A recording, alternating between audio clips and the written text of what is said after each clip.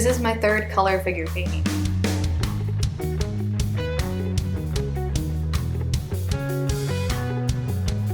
This is a color painting, but also a limited palette, so the colors that I'm using are flake white, ivory black, cadmium red light, and yellow ochre. This one I'm a lot happier how this one turned out than my last one of Maddie. This was a 5-week long pose. The first week I worked on my transfer drawing. The transfer drawing for this one is probably my favorite one that I've done for a figure yet. I feel like I got the pose really quick, got the shadow shapes in really nicely, felt like the shadow shape compared to the light shape was really solid, and I even had enough time at the end to play around with chalk just a little bit, white chalk, so I could kind of get a better sense of light in the transfer drawing. So I transferred the drawing onto the canvas, and starting this painting, I had a really big revelation, which kind of is the secret to painting. So I started off this painting with a wash, with taking the shadow color and just really quickly filling in the shadow shapes so I could see pretty clearly that the big shadow shape to the light shape, so it's pretty much taking it up to the same level as my transfer drawing.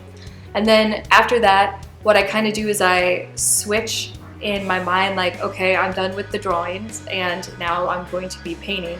And so I kind of stopped thinking about drawing, and I've really divided these two concepts in my mind, which drawing is something and painting is something completely different. And so usually in this stage, after I've transferred the drawing onto the canvas and I've spent like a bunch of time on the transfer drawing trying to make sure everything is as solid and making as sense as possible, but then when I start the painting and I switch in my head that I'm painting now, not drawing, I always seem to really fumble up the painting every time I've done this. I struggle along, and somehow at the end, I usually can pull everything together and get a pretty decent result. But Magda, one of our instructors, she was walking around and she saw me working and she was like, "What are you doing? It looks like you're messing up your nice transfer drawing that you've captured." And I said that, well, I'm painting now, so I have to get all these things in really fast and start the painting. And she told me that painting is just like drawing with liquid drawing materials, but it's the exact same as drawing. And so she was saying that you build up the start of a painting exactly the same way as you would build up a drawing. And when she said that, and my instructors here at Ravenswood, they've been telling me that since day one when I started painting. Actually, they've told me this since I started the Atelier, just in the drawing program, that everything that you're doing in drawing is the same exact thing that you're going to be doing with paint, and it's just a process of working up into painting, but it shouldn't change once you start painting. And so it clicked, and it totally made sense to me that painting is just drawing. For example, how I started drawing is I make sure that I get the biggest shapes correct, so I'm getting the drawing laid in and making sure that the structure of the drawing is as good as possible with proportions, gesture, making sure there's a solid shadow shape and a solid light shape. And once the drawing aspect feels good enough structurally, then I move on to value, and I slowly start bringing the value up.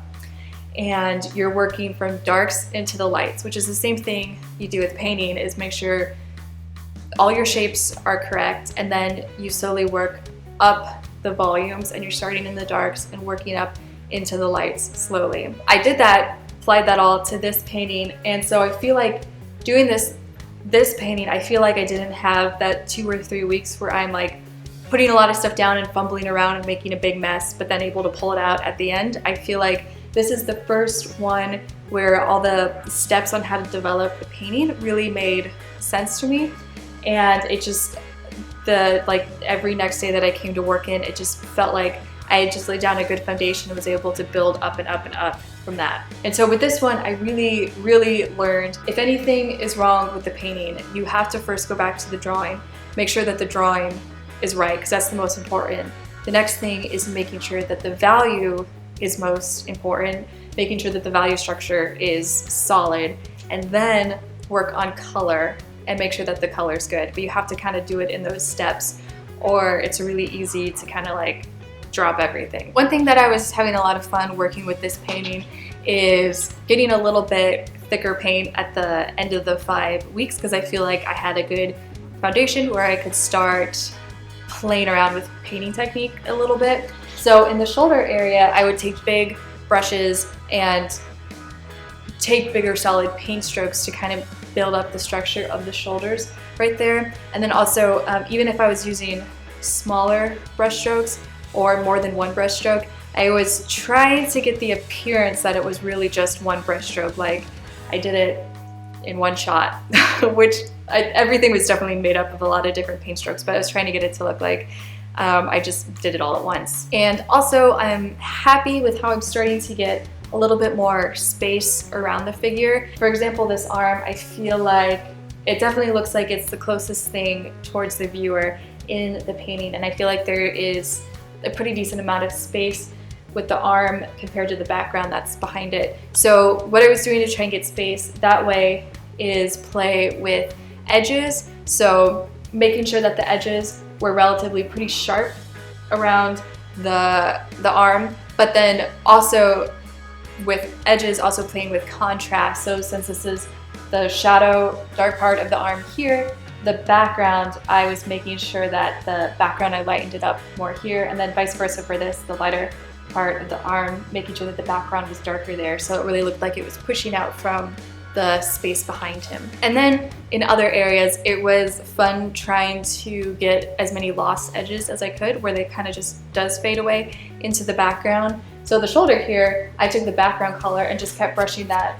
over that shoulders to make that shoulder look like it's kind of going back more, and this one is pretty distinctly cut away from the background with sharper edges. One thing that I do want to work more on is the volume of the figure itself. I feel like some places are flatter than what I could have made them, and for example, the shoulder area right here I think looks pretty flat, and the structure could have been better to make it look like it has more volume to it. And Matt reminded me of this trick, which I forgot to apply to this painting, which is a trick that you can do is like a mental trick to pretend that you are an ant that is really small and is crawling over all of these forms. And so if you're doing that, you should be really focused on the planes. Like if the back was a landscape or something like that, that it should make sense that the ant is going up where it should and down and around all the forms. And what you can do is to push that further is, if my hand was a mirror, is get up nice and close to the painting and look in the mirror really close. So it's going to be, you're just going to be seeing a section of the back, which will kind of abstract it in your mind. And so again, kind of pretending like you're the ant going up and down the form.